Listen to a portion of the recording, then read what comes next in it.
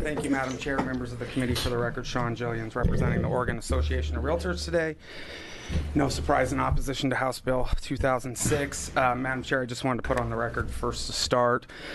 We are concerned about the lack of a 3/5 majority on the bill.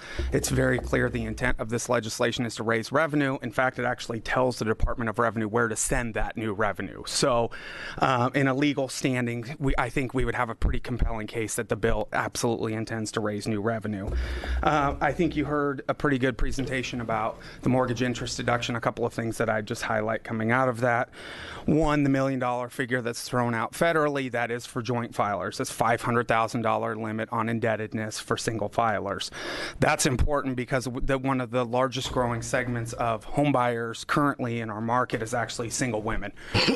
So when you talk about the $1 million, let's keep into account that it's actually $500,000 for those filing. We looked at the numbers. You guys saw it. 565,000 Oregonians utilize the mortgage interest deduction. 148,000 of them are in that $47,000 to $84,000 bracket. I think, and I'm going to throw out a lot of numbers. I'm sorry, a little different than my usual testimony where we're just talking in theory, but I wanted to drill down and give you real life examples.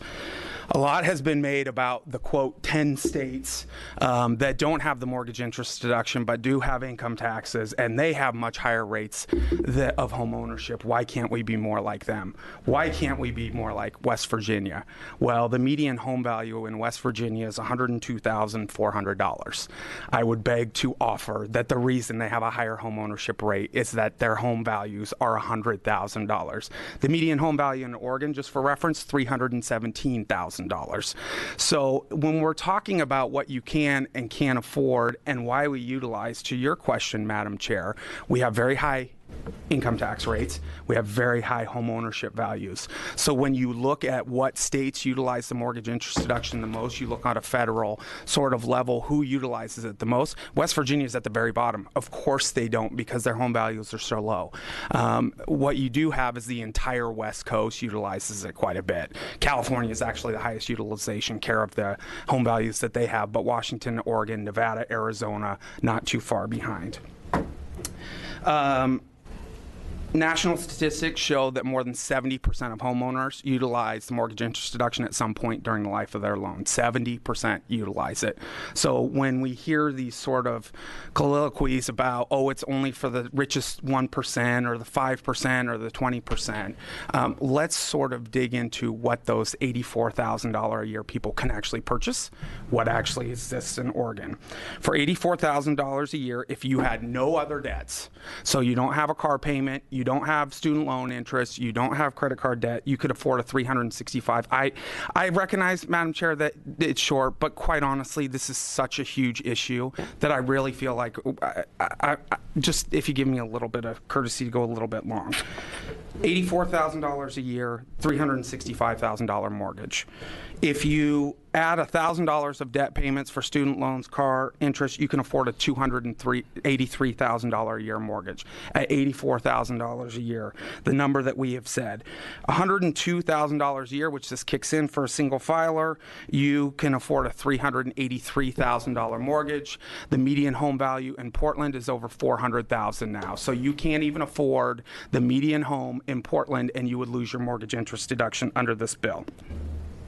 I had several different legislative districts picked out. I'll just choose one in Portland.